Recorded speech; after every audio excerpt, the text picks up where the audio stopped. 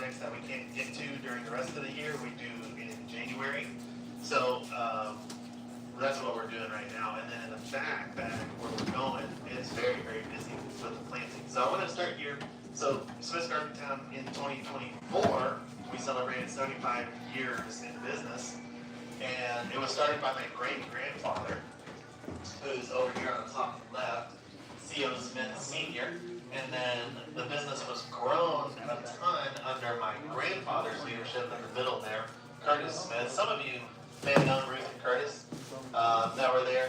And the nursery actually started off on Beverly Street. I don't think any of you would remember that location. That was our first location on Beverly Street, which is in that big middle photo there. And that was from 1949 till 1969 on Beverly Street. In 69, we moved to Kim Street, which a lot of you probably remember the Kim Street location across from the mall, right where Best Buy is. And that's where we were from 69 all the way till 99. In 99, Best Buy wanted to join our city, wanted to come into Wichita Falls. And so they made an offer to my grandfather for that land. They picked up and packed up as much as they could and moved it out here in 2000. So that's when we moved our retail location out here. But we already had this property ever since the 70s. This was our growing farm. That's why it says Smith's Farms on the front of the building. So this was the wholesale aspect of the nursery. So we would grow plants here and we would wholesale them to other places around Texas and Oklahoma. And we would also wholesale those plants to ourselves. So we put them on trucks and take them over to the Kim Street retail location. And whenever we sold that land, we moved everything out here. So we are the grow farm and retail operation on the same property. We don't really do very much at all of wholesaling anymore. Almost everything we grow is for us on our own retail. And we're kind of unique in that situation is that we are one of the few grower retailer operations in the country that operate out of the same property. So a lot of garden centers, independent garden centers, don't grow their own plants at all. They just buy everything in. Some of them do grow their own plants, but those are on separate off-site facilities, and then they're trucking them in. But we're one of those places where we don't have to truck our plants in that we grow. We just put them on carts and bring them right up to the front. So there's some cool historic photos there. And over here, there's also a photo of when we were destroyed by the tornado of '79, Terrible Tuesday. You can see that up there. And in that photo, if you take a closer look at it, when you come back up, you can see Dillard's in that picture. But we did rebuild after that, so they were actually open 2 weeks later after that picture, believe it or not. Because that was April. That was the busy season. April's our busiest month of the year. So they bulldozed everything. There's some, and then brought in some plant material and shape structures and back open again 2 weeks later. So, all right, we're going to move back towards the grow greenhouses out here.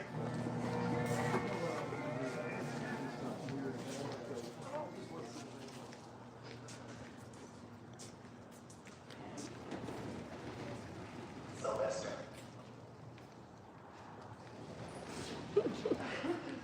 They didn't follow me. Oh, they're coming. They're coming. That's a first. Let's see, they got more than left.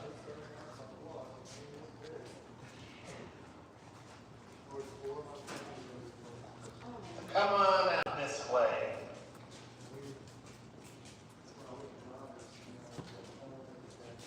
We have onions and potatoes if you want to get started in your vegetable garden.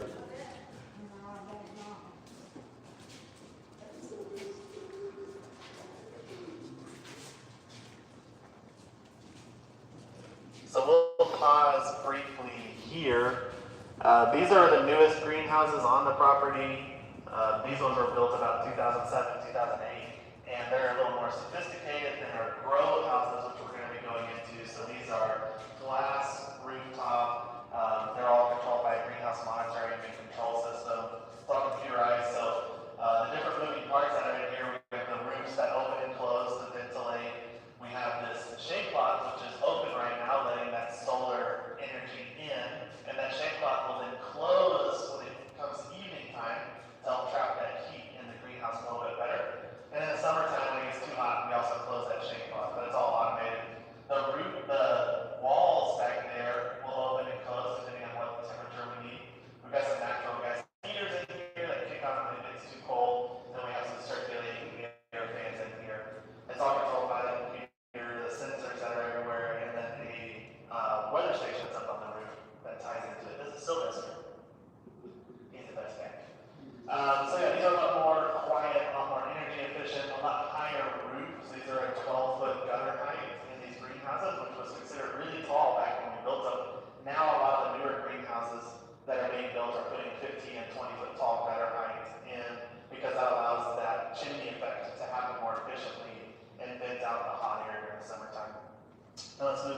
here, Sylvester.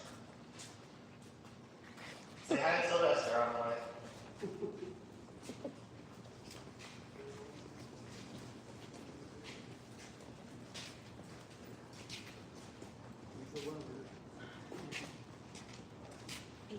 Of course, it's kind of empty in here right now. In the springtime, you almost can't even see the floor because there's so many plants and so many customers in here too.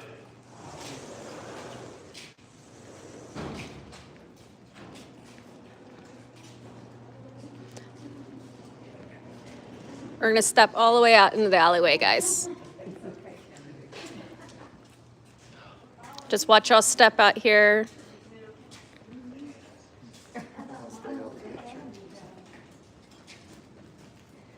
I just wanted to see if this time. We're almost there. Ah, gotcha. They're planting. We're almost to the start. It's exciting.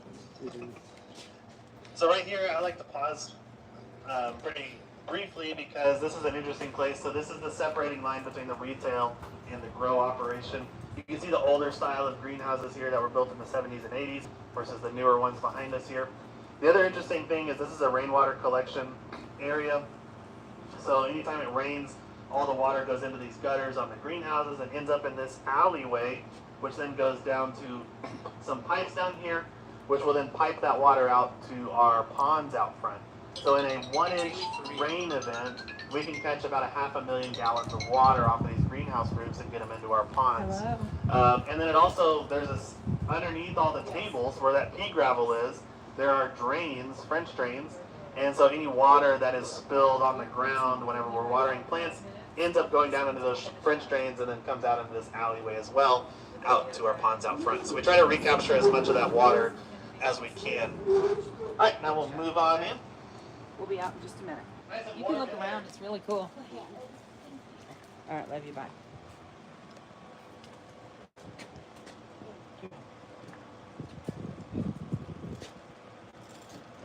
Go for right there. There you go.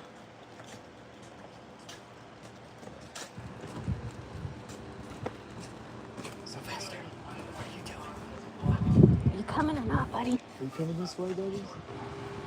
He might not want to be back there because the orange cat really don't get along with that one, but Oh, he God. might And try. there's some calico mean one in here, too. Yeah. Yeah. You gonna shut? Okay. Sorry, I had to shut the door, guys. Then we clean it out to every single plant out of here, and then we sanitize in here. So between every crop, there's a sanitation regimen that we do. So we go through and we pressure wash everything from ceiling to floor, and then we, get any weeds out of here, and we pressure wash all the tables, and then we do a cleaning agent. So we use basically it's a hydrogen peroxide and peroxycetic acid mix that we do. So that's gonna just clean off all the tables and make sure there's no diseases or pests that are lingering in here. We actually spray that with a foaming machine, so it gets down into all the crooks and crevices between all the rocks. And then we fill it back up with plants again. So we're in that process of, what plants are these? Geraniums. Geraniums. So we got our geraniums, about 6,000 of them in here, but they haven't been spread out yet. So as they start to grow, they're going to get spread out. Can you hear on his these TikTok? tables. And then we will take our water. He's not wearing his mic today, so and sorry. Every pot will get a watering weed or two in them, and that's how we're going to automate the watering process of these plants. You also see similar watering up here. You can see that we're starting to put some bean. Let's see if I can get closer. So before spring is here, every single table will be full, and every single available space above will have bean houses and houses of plants in here as we're getting ready for spring. And there's a lot of manual labor that goes into spacing, including all the plants, pruning them, and fertilizing them. So we try to automate wherever we can. And watering is one of those ways that we do that. It's basically like sprinkler clocks, and we'll turn those on and water all these plants table by table. The other interesting things about these greenhouses is we do have a plastic roof above us. That's a plastic film. That's Can you hear better now, polyethylene TikTok? plastic. And you'll notice that it's kind of blown up like a bouncy house almost. So the reason we do that is because there's 2 layers of plastic that we put on the roof, and then we inflate them with a blower and that allows it to be more resistant to wind and rain and hail and everything else. So if you look at it from above, it looks like a giant pillow, and so we'll actually bounce hailstones off of it all the way up to about golf ball size. These roofs will last us anywhere from 4 to 6 years before they need to be changed out. When they do need to be changed out, it is one of the worst jobs we ever do. So this is a 150-foot long piece of plastic, and we have to put it on inch by inch over this greenhouse. So we start at one end with a roll, and we walk inside these gutters while we're holding this giant roll of plastic, and we roll it out from one end to the other. And then once you have got it on the greenhouse, you then have to secure it all the way around. So we use a channel lock system with wiggle wire, and you have to squat down and lock in that channel, move 6 inches, lock in the channel, all the way around the greenhouse. So it takes about 8 or 9 people to cover one of these greenhouses. We have to do it on a day where there's absolutely no wind at all, because as you're holding that, balancing in a gutter, if it starts to move in the wind, it can get pretty dangerous up there. If you ever want to join us, though, it's an excellent leg workout as you're moving your way down through the gutters. So it's a fun day when we do that. The other thing you'll notice is we have fans. They're covered up right now because of the cold weather, but there are big fans down on that end. Those are extraction fans. So when it gets warm in here, we kick those fans on and it pulls the hot air out of here, and it draws fresh air in from this end of the greenhouse. There's a wet wall system down there, so those are cellulose pads that we recirculate water through, and whenever it's hot, that kicks on, and it's like a giant swamp cooler. So it's going to be drawing that fresh air in across those pads, and it will lower the air temperature anywhere from 10 to 20 degrees as it enters the greenhouse. Our goal is to recycle the air and empty all the air out of this greenhouse once a minute when all the fans are running, because it gets really, really hot in here during the summertime when it's bright and sunny. You can feel it's like 30 degrees outside, and it's already getting hot in here now because we get so much solar energy that comes in through the top. If we were to lose power in the summertime, on a really hot summer day, if it's 100 degrees outside, it could easily get up to 180, 200 degrees in here within 30 minutes. So that's something that we have to make sure that we have backup power sources even during the summertime here. All right, we will move on to the next spot.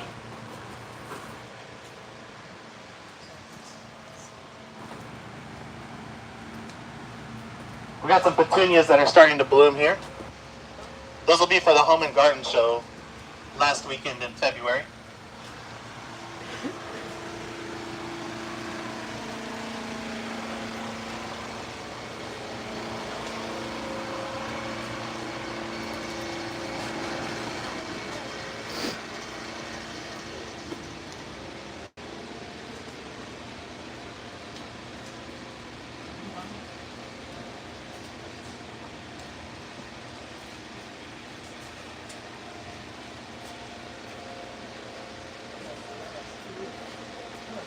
It's all empty in here right now because we've just got done. It's very clean. See how clean it is? Relatively clean. We just got done with that process of pressure washing everything and foaming everything. If you come back here 3 or 4 weeks from now, almost all of these tables are going to start filling up with our spring plants. If you were in here 3 or 4 weeks ago, it was wall-to-wall poinsettias in here. We grow about 10,000 poinsettias, with the majority of them being in here. Next year, put it on your calendar, you need to come to our Christmas open house, which is always late November, and that's when we do the tour of the poinsettias, because when it is wall-to-wall red in here, it is spectacular. It's like nothing you've ever seen. So make sure you come to that, because anytime we do a tour back here, it's always going to be something different. Now, one of the things I'll put out here are these natural gas heaters. We pump that hot air down these tubes, and it runs the whole length of the table. And that's how we're going to get that warm air to the plant's roots whenever they're in here. These natural gas heaters, they do use a lot of natural gas whenever it gets cold in here. So we will have a heating bill of anywhere from $10,000 to $13,000 a month if we have a really cold month to keep these greenhouses warm. So because of that, we try to fit as many plants in here as possible. Right now there's obviously none in here, but something cool about this is a moving bench. So you'll notice that in every greenhouse, there's only one walkway, even though there's 3 tables.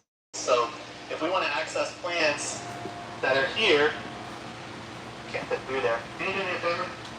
Can you grab this and just turn it this way? Like a big clock.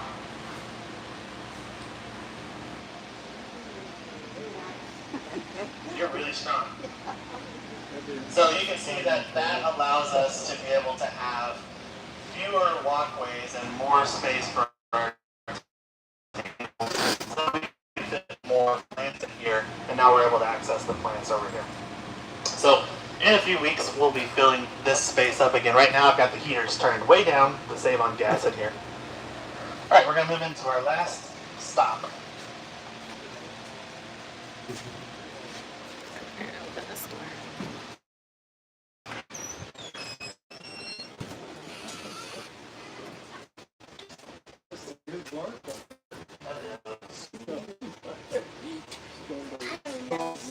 Strong time. I mean, I've taught a lot of those kids' ages, but you gotta have time to warm up too. Okay, you're in for a treat. Hello. Yeah. They know I've gotten to No, see we're trying to finish up this thing, but But we're coming. you get to see I'm walking stuff out right that now. the Poinsettia tour didn't get to see. And that's actually planting of plants. So right now they are in full production for spring. You get to see behind the scenes of how we do it. So everything starts here in, this is called the potting room. So our business, our growing business is, we are considered what's called a finishing nursery. So there are other nurseries that are young plant nurseries. And what they do is they specialize in propagation and seed starting. And so they will plant seeds, they will take cuttings, they will do all their propagating, and then they produce what are called young plants, which are these. We then buy young plants, and then we take them to the finish line. So we're going to buy these plants. These right here are Calibracoa, which are like a mini petunia. And this is what we would call either liners or plugs. So we buy these young plants like this. They ship them to us in FedEx boxes. And then this one is going to have 104 baby plants in one tray. We're then going to take these, plant them in 4.5-inch pots, which will be 12 plants to a tray. So a much larger pot than what they're in now. And then that will be grown out for about 6 to 8 weeks, and then it's going to be ready for retail. So that's the majority of what we grow are grown from cuttings or plugs or young plants.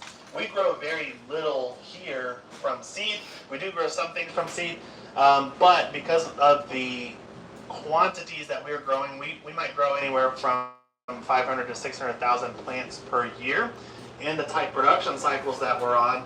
And because we are a grower retailer, we chose to be that finishing nursery where we're buying in the young plants from those specialty nurseries that do the starting for us. So almost everything you see, I'd say about 85% of the plants that we grow are grown in this way. And then the other 15% is going to be made up of cuttings that we either take ourselves or that we buy, or from seeds. So a lot of the veggies that we grow may be grown from seed as well. But depending on which plant it is, will determine which pot we're going to pot it in. Some of them are going in 4-inch pots, some 4.5, some quarts, some gallons. I'll show you some of the perennials we have.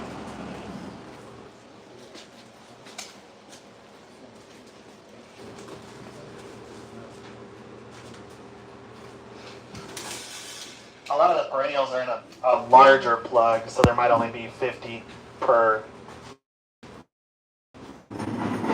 tray instead of 100.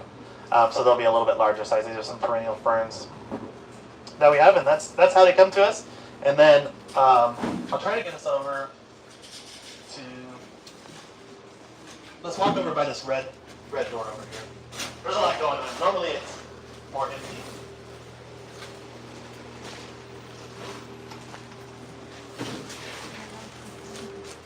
So you guys kind of want to just watch your step there, but line up right over here. I'm going to go on the other side.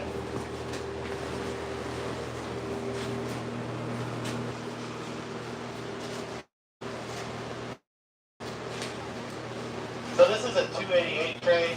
So these are much smaller plugs. These are some petunias, and there are 288. Then these trays, what the machine does is there's a conveyor belt that brings in our machine does is there's a conveyor belt that brings in our soil into this machine, and then we feed the pots and trays through that machine, and it fills them up, and it comes out the other side all leveled off and smooth, and ready to plant. Once those trays with the soil are filled, they will move to this conveyor belt. When this conveyor belt is running with the empty trays on it, they'll have our plugs here, and they'll be taking the plugs out, and they'll be planting them into those larger pots as it goes by. They're also going to be putting the tags in them and making sure that they're ready to go out into our grow greenhouse. When they reach this thing, this is a watering tunnel. So when that kicks on, it's going to spray them with water and get them watered in as it comes out the other side. And then they're going to be ready to move on to our carts and then out into the respective greenhouses. Depending on what we're growing, they might be ready for retail in 6 weeks, or they might be ready in about 8 to 12 weeks, sometimes even longer, depending on which plant it is. So there's a lot of logistics that goes into making sure that we get the right plants here at the right time, so that they'll be ready for the right time when you're ready to buy them. I'll talk briefly about our soil. Since we're here, our soil comes in, I don't know if you can see the big white bag behind me. That's a 75 cubic foot bag. So we used to mix our own potting mix here. And what we would do is we keep all the raw ingredients up on the roof. And then on the other side of that green wall, there was a cement mixing trailer. And so we would take those raw ingredients, the compost, the perlite, the peat moss, the vermiculite, and whatever else we were using, we would dump it down into the cement mixing trailer. It would mix, and then it would come into our flat filling machine. If you can imagine doing that in an ice storm in January, that's not very fun. So then we found out that the peat moss companies up in Canada, where they harvest the peat moss we use, they will mix the soil for us to our specifications. So we make sure that we are putting the highest quality ingredients that money can buy into our soil. We invest a lot of money into our soil for the highest quality ingredients because we know it's going to make a huge difference for how quickly those plants grow and the quality of the plants and the amount of the pot. You're going to see healthy, vibrant roots because it's well draining. It's a healthy soil. We add beneficial microbes to that soil.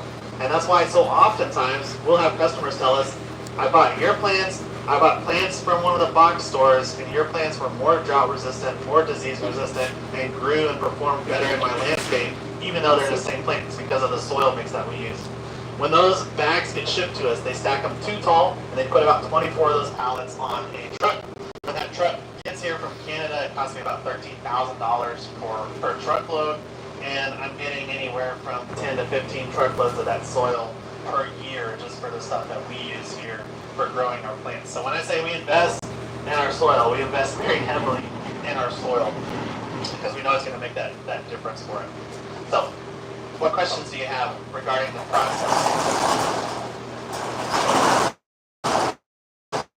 Do you have any idea that all this goes into getting the plants ready for you? Not at all. It's a whole other world going on back here when compared to our retail operation that's up front. Well, all right. If you have any other questions, let me know. We're going to make our way back up to the front. And thanks for joining us today.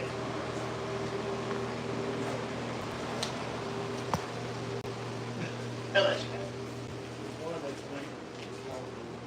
Oh, yeah. Oh yeah, that's Callie. I don't know where Sylvester went though, because he came in here with us. So he might have been in that room. He does that.